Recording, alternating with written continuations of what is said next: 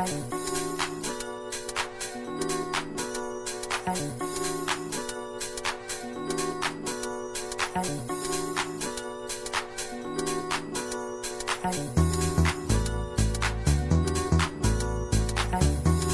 it a struggle? Yes, we have to realize our strengths and our weaknesses.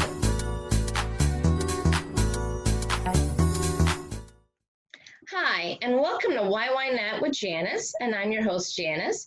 Today we have a wonderful, inspiring guest. Our topic today is part 2 of successful women. It's successful, inspiring women, actually. And our special guest here today is Nikoleta Morales. Hi, welcome to our show. How are you? Hi, Janice. I am great. Thank you so much for having me and for allowing me to share my story with your viewers. Happy to be here. Super, super, super. Yeah, I love your story. Nikoleta is a award-winning journalist, writer, publicist, and she's coming out with a great book. Title is My Life is a Movie You Don't Want to Miss. And it's amazing with that title. I'm waiting for the movie. I really am waiting for the movie. When I saw that, it's like, okay, I love the book. Let's read the movie. Okay, so why don't you give us a little background about you? There's not a lot of women there are women that are journalists, but it's very hard to break into that. We always think of Walter Cronkite and all of the men that are on the TVs and the news, but not a lot of women that are actually coming up in this world now. And you are one of the more inspiring. You're award-winning. Please tell us a little bit about your background. Wow, thanks, Janice. That was a very great intro. I appreciate it. So first about the book is about my story when I came from Bulgaria. I immigrated to the United States at a very young age. I was 15 when I came here all alone. Wow. And I went to boarding school.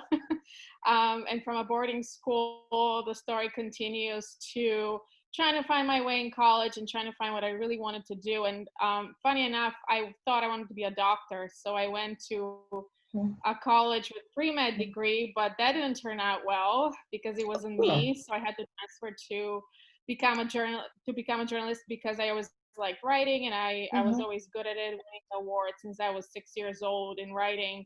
Wow. So that's how I found journalism. Yeah. And that's how it found me. And so I did my bachelor's and master's in journalism. And like you said, there's a lot of women that don't necessarily stay with journalism because it's a field that's very competitive. Right. And you really have to hustle and continue and just accept rejection and accept a lot of negativity with positivity. And it's not an easy field to make it. And I always say small steps and just keep going forward no matter what happens. I mean, I had a lot of setbacks. It wasn't just a straight path and just keep going smooth and be happy throughout. No, I had to change jobs. And actually, I was laid off from my main job as an assistant editor at a health magazine because of COVID. So it's like you keep the little things here and there and you just keep going and you don't let that negativity and negative thinking and whatever's happening around you stop you and just keep looking for new opportunities. And I was happy to find entertainment journalism that kind of stayed with me throughout my career. Now, I'm going to get back to that with entertainment journalism. You came over here at 15, correct? Yeah, correct. By yourself. I mean, we talked about this, I literally couldn't take a bus at 15 by myself. How did you even decide to come here at 15 on your own and your parents let you? I mean, I don't know that story. So that's why this story is part of the book because it's very essential and that shaped the rest of my life. But when I was 13, I started having anorexia problems. I was a dancer. And so I was at a point where I was losing a lot of weight. I was mentally not okay. And so unfortunately, my parents had to make a decision whether or not I should stay in Bulgaria or if it's okay for me to even leave Bulgaria by myself and go to another country. But an opportunity came where I found out a boarding school in Maine, private academy, and I applied out of a curiosity and as a joke to see whether I'll even get in, and I did get in. The joke was on me afterwards. Because not only did I get in, but I got a really big scholarship to attend because I wasn't able to afford it otherwise. We didn't have much money. coming from Bulgaria, Eastern Europe. And so it was a choice, whether do I stay with Mhm. anorexia and try to battle it, or do I go? And so my parents took the brave choice of letting me go. They thought this would Okay. help me out and open many doors Mhm. for me. And so Okay. they were battling themselves. Should she stay? Should she Wow. go? But I went. And here I Wow. am 20 years later. Wow. Yeah, that is definitely inspiring. So you said you had anorexia. Yes. Wow. Okay. And that led to depression, and you were able to overcome that. Wow. Yeah, in the book you will read how I from anorexia actually I went to bulimia, and from bulimia I went to depression, and then Mhm. from depression unfortunately the relationships that I was choosing were very toxic, so there was toxicity there as well. So it's a lot of overcoming negative emotions and people and journeys. But yes, I went through all of that. Okay, great, great. Wow, I just, that's very inspiring, very inspiring, very inspiring. Um, did your parents ever come over here afterwards, or did they just, good luck? I'm like, wow. I mean, weren't you So afraid? I mean, coming into this huge country, I mean, people are afraid to go to Chicago or to the grocery store, and you actually came here. Well, I believe 20 years ago, this country was much safer and it was very different, at least from my point of view and experience as an immigrant. But when I came at 15, I went to a great state. I loved Maine. It felt very safe, very secure. And so I was able to have a great experience and then just moved on to different states like Pennsylvania and then Chicago for my master's degree. I had it at Roosevelt University. But the Mm, story with my parents is my mother wanted to come with me at 15, but we had to apply for visas, and she didn't get a visa to come in at the time. It was just wow. me. So she kept trying and trying to come see me. So eventually she got a tourist visa and she came to see me in the States, but she liked the life here and she thought it was better than over there in Bulgaria. And so she came and she remarried, stayed here, and then she was able to become a citizen. Then she brought my brother over who did his master's, then he stayed. And then eventually my brother wanted to bring my father over here because my father was alone for 15, 20 years Oh, in wow. Bulgaria. Mm, And then he was able to bring my father last year. So all of us are here now, but I paved the way. And then years later, they came. And here we are, 20 years later, all of us right. here. So you were inspiration not only for others, in the journalism industry, but even for your own family. You inspired them to make a difference in life and change, to just uproot what they knew in their country to come here. Any regrets coming to America? Hello? Oh, yeah. Do you have any regrets coming to America? I don't have any regrets, but it's not an easy journey. You always have that nostalgia towards your home, Mhm. and Right. sometimes when you have difficulty here, like this year with COVID protests, and all this mental strain on Mhm. and all the Right. stress, you go back to the happy times that you had as a kid, and you start thinking, "Oh, should have I stayed? Would have it been better?" But then you Right. look at Bulgaria, and it's similar over there, so so then you face reality. It's like, no, it's just life. But America gave me a lot of opportunities and I just took them. And I just followed my passion, and it wasn't easy, and it still isn't easy. So I'm Right. happy I did it. It was meant to be, for Right. sure. Now, you just won an award with the Illinois Women Press Association. You are Communicator of the Year. Um, wow, that's outstanding. Tell us a little bit about your background in journalism then, and how do you come about winning that award? And you were actually nominated for the national level, the National Federation of Press Women. Tell us a little bit about that, and that's for 2020. Yes, I'm very happy to have been nominated and won the state level for the Illinois Women's Press Association Communicator of Achievement Award. It's a very prestigious award, and it's given to women that have contributed to journalism, that do community service, and also are very involved with IWPA and NFPW. So I was part of the top 10 in the National Federation of Press Women's list for winning that award. So I'm very happy for that and appreciative and thankful. But in terms of my journey as a journalist, it was a rough patch. I mean, I did it it started with my degree in the American University in Bulgaria. as a journalism degree, and I discovered Mm-hmm. my passion there. And then I went to Result University where I did my master's in journalism. But I always thought I wanted to be a photojournalist at the time. Okay. So I did an internship at the Daily Herald as a photojournalist, but Mm-hmm. I just didn't seem to find my passion there. And so then I did an investigative journalism internship in South Africa in Cape Town for Wow. Noseweek. Wow. Yes, and I did. Wow, you're just all over the place. This is just amazing. You are all over the place. Wow. Yes, I did definitely go all over the place trying to find that passion, and I liked it, but I still didn't find myself there. Then Mm-hmm. I studied in Sweden a little bit, and I did some. It was more of an assignment, photojournalist assignment in Sweden, that also I found interesting, but not really me. And I think the Mm-hmm. real journey started in 2012, and I was when I became the managing editor for Extra newspaper in Chicago, and I definitely loved my role as an editor. And we started getting assignments or pitches from PRs about doing stories for their clients, such as Draco Rosa and like other big clients. And Draco Rosa was my first entertainment journalist interview, and I Oh, was wow. very happy, and I loved doing it. And I actually won an award for it for my first story ever. I won first place in Mm. the Jose Marti Awards next year. So I thought, wow, I think this is it. And so every year I got more and more pitches. They liked the way I was doing the interviews, my work, and I did an interview with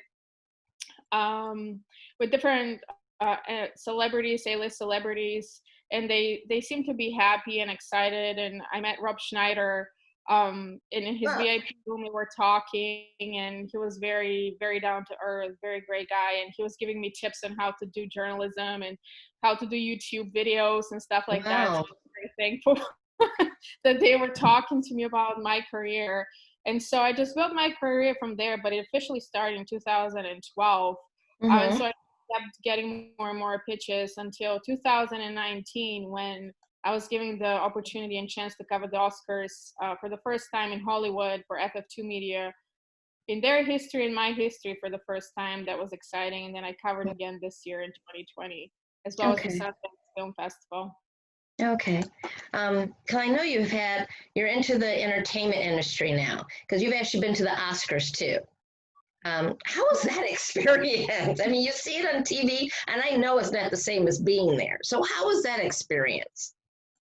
I mean, it's out of this world. I'm not gonna lie to you. It's a magical experience because of the energy, and I'm all about energies. And there's so much legacy and so much stardom over there. So when you're on the red carpet and in that atmosphere, I mean, you feel this heat literally going through your body, and you're like, oh my God, I'm here. And it's Wow. unbelievable. It's like a dream come true. And you see a lot of the celebrities in their glamour, and you feel like you're part of it. And Mm-hmm. I covered the Oscars in the press room, which was exciting because I was at the front row and I was able to see celebrities such as Lady Gaga, Brad Pitt, Elton John. I was able to interview Renee Zellweger when she got her Oscar for for her best acting role this year, and I was the first journalist to ask her a question. I saw Wow. Billie Eilish, Tom Hanks, a lot of great celebrities, and it was definitely a magical experience. And my dress was Yes. custom made this year by Marianne Jorge, so I felt very confident in their amazing, beautiful red dress. Right. We have a picture and show that too. Wow. It was gorgeous. Yes. Thank you. Who was your favorite person you interviewed there? Can you not say that? I don't want you to get in trouble with anyone in Hollywood. Who's your favorite interview? Wow. Well, there's definitely many favorite interviews, but the ones that stood out are definitely with Renee Zellweger, because she was very kind, very down to earth, and Wow. um, when you're in the press room, you have to be picked to ask a question. And so I was very lucky to be picked because it was just 3 or 4 of us asking her a question. And it was a great experience when she just got her Oscar to tell me Mm. about, playing Judy. And I definitely remember that moment. And also talking to Rob Schneider about the experience in journalism, my career, his career as a comedian. Mhm. And I definitely have a very fun moment at the Sundance Film Festival this year when Kerry Washington was there Mm. as a producer representing her film, and they weren't allowing any interviews. But then I looked at Carrie and I said, Carrie, please, could I just get one question for Culture Focus magazine? And she was like, Wow. sure, why not? And so I ended up being the only journalist that day that got an interview from her and one question answered. So it's definitely persistency and consistency and just being aggressive a little bit sometimes to get these interviews, such as Mark Anthony, J-Lo's ex-husband, who was here in Right. town and she got years ago. And there were a lot of journalists trying to get questions, and the publicists usually Mm-hmm. pick and choose who wants to answer those questions. But I was very Right. aggressive again, and then I just went right by the through the publicist, and I looked at Mark Anthony and I said, please, can you just answer one question? And he said, sure. And so I was Mhm. able to get an interview from him as well. And I have one specifically interesting moment with Taylor Swift this year at Sundance Taylor Film Swift. Festival. She was promoting her film from Netflix Wow. and her documentary. And so there were thousands of fans and journalists pushing each other to take a picture, but it was only selected ones that were able to go inside and take that photo. Mm-hmm. But most of us were at the cutoff line, and so we had to stay outside in the cold. My hands were freezing. I couldn't even feel my hands and feet. Wow. And then I see right next to me journalists with cameras hitting the fans and fans screaming, and I felt suffocated between people and I couldn't breathe. Wow. But then Taylor Swift turns around and she like waves her hand at me and said, "This is my shot." And lucky shot, I just and then here I got the photo in that one split second. Wow. Something I want to add. I mean, the power that woman has is incredible. Like I saw it right there and then. Wow. And then Sesame Street was another one because I brought my daughter, who's 9 now. But at the time she was 2 or 3 years old. It was a few years ago, and I was doing an interview with Mm. Maria and the Cookie Monster, and she fed the Oh Cookie wow. Monster a cookie, and she was Oh very wow. happy. You were able to bring your daughter in with you. That's nice. That is very Yes, nice. that was great.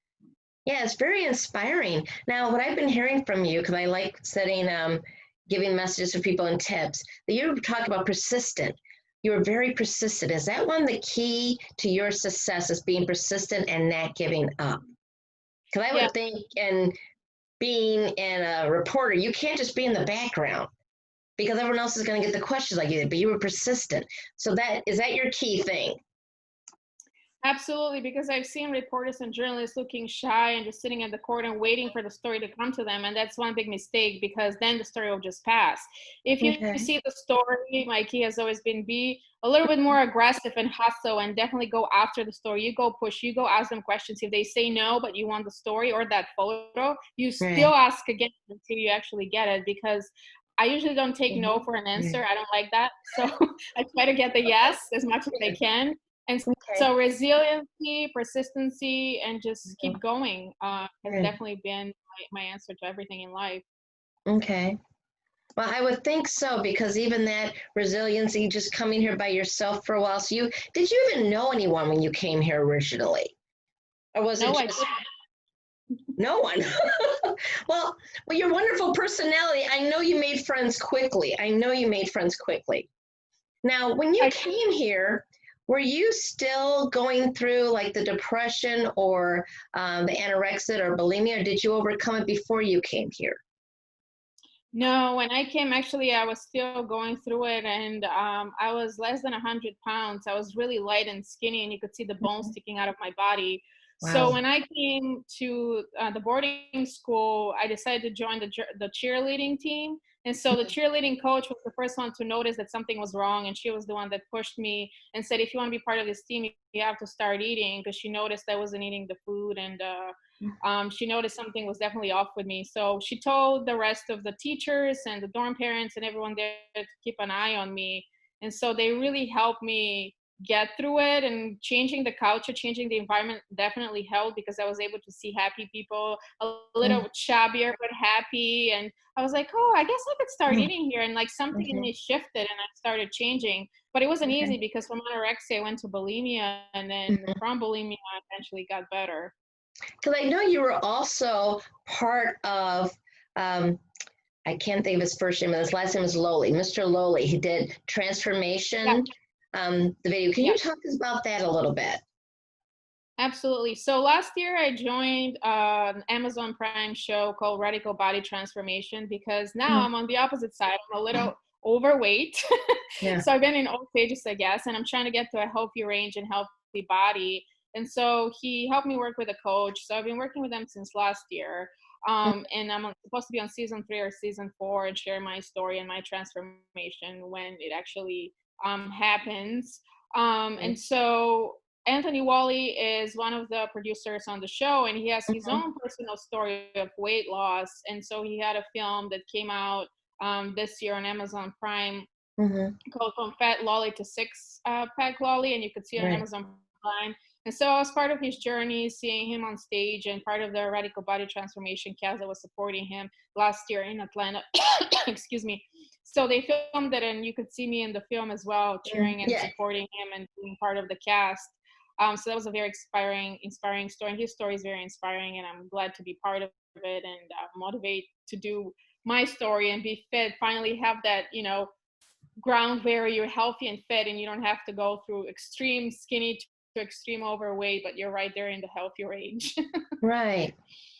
So now with that, did you find that being an issue for you being a journalist, that you gained the weight? Were you still getting the same respect with having the weight? Did you even feel confident having the weight? And that was part of your transformation mentally also.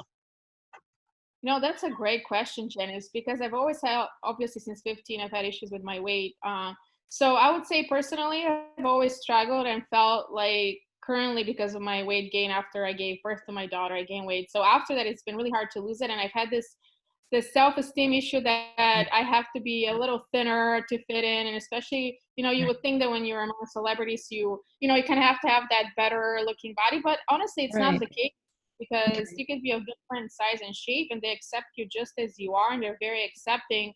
It's just that personally, I felt I should look better, be better, and just feel better about myself. But at the Oscars in 2019, I didn't feel really comfortable with my weight at the time. And so I had bought a dress just to feel comfortable enough, but I didn't feel, pretty, or there was a little self-esteem issue. So in 2020, I made sure I lost about 10 pounds.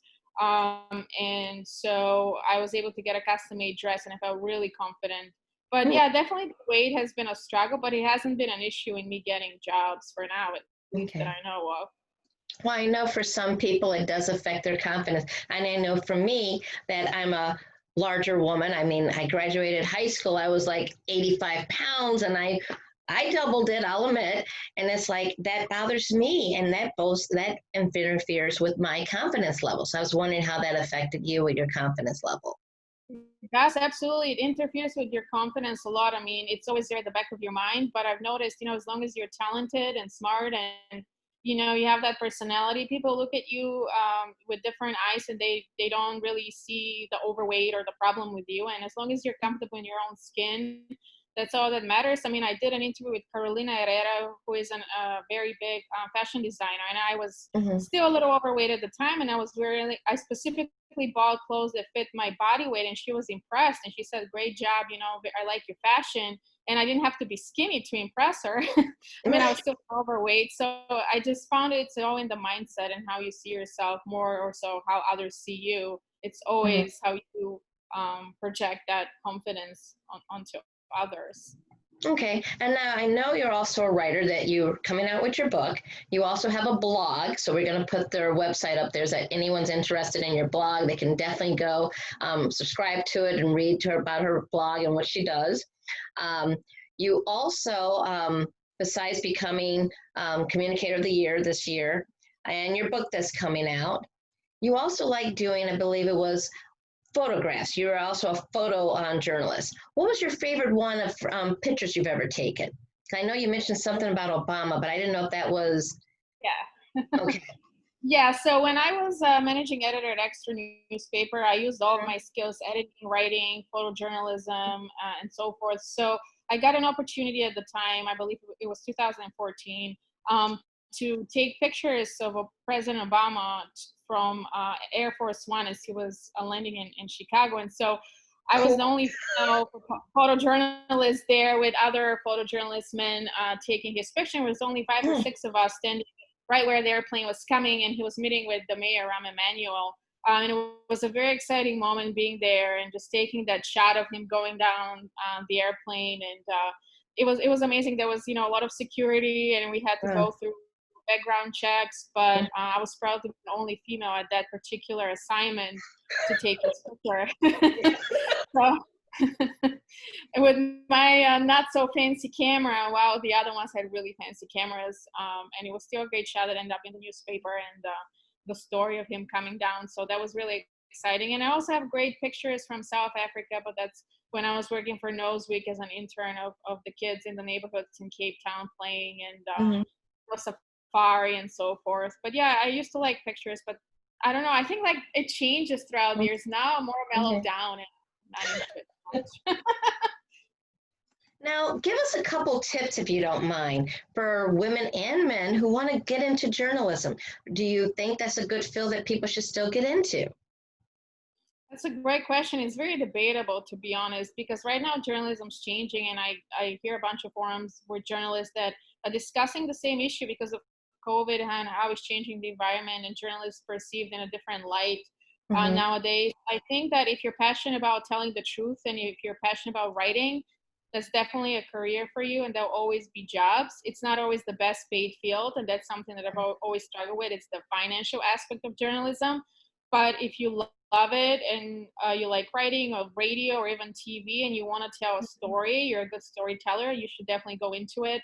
And it's not going to be easy, but if you take a few rejections and you keep going, you'll definitely find a way and you will make it in this industry. But it's very important not to give up. And that's actually the message in my book, My Life is a Movie You Don't Want to Miss, about my life and what the challenges I had in the career and my life and how I kept going regardless, and how I made it. And also I was a pageant queen as well. Wanted to mention that and try to, experience that world a little bit. So yeah, just keep trying different options and find yourself somewhere, wherever you feel the passion. Okay. Well, that's one thing I did want to mention real quick also is you went from having emotional problems with your weight to you're in a beauty pageant. Tell us about that real quick. Got a few minutes still. Absolutely. So I thought one way to battle self-confidence is if you show yourself that you're good enough. And so I entered. And so contrary on any belief, I entered 2 beauty pageants. One was Miss Infinity. And so I won Miss Infinity Chicago and then Miss Infinity Illinois. And then the other one was the American Elegance, which I'm currently competing on August 15th, where I won for American Elegance Woman 2020 Cook County. So I have 3 crowns as of now. And what I've noticed is that regardless of how many crowns you have, regardless of how many titles you have, you can still feel insecure and not good enough. So it wasn't the crowns that gave me the confidence or the pageant titles. It was the way I started looking at myself and accepting and loving myself. And the key of my book and the message is love yourself. Right. Oh, I love that. Now your book is coming out. When is it coming out and where can people find it? I mean, we can't give prices or anything like that, but just tell us where we can find it at. And when's it coming out? Well, that's the key question, right? So the book is still in the finishing editing stages. So it's supposed to come out in September, hopefully, and you'll be able to find it in Barnes & Noble, Amazon. I'll also put it on my social media channels so you know to keep an eye for it. But the book also helped me to get a foot in the door in a very prestigious writing summit in October, where writers such as Slippers in Seattle are going to be there, and other big ones that are going to discuss their books, and I'm proud to be a part of it as well, thanks to the fact that they like the beginning of my book. So hopefully you like it as well, but definitely keep an eye on it on social media at Nikoleta.Morales when it comes out. Okay, great. Well, we're all out of time. Thank you very much for the interview. We love it. And thank you for being inspiring women, for people who want to enter in journalism and just women in general. I'm Janice with Why and Why Not. Please catch us on Comcast, YouTube, and also on Facebook. Thank you very much and have a nice night. Good night. Thank you, Janice. Thank you.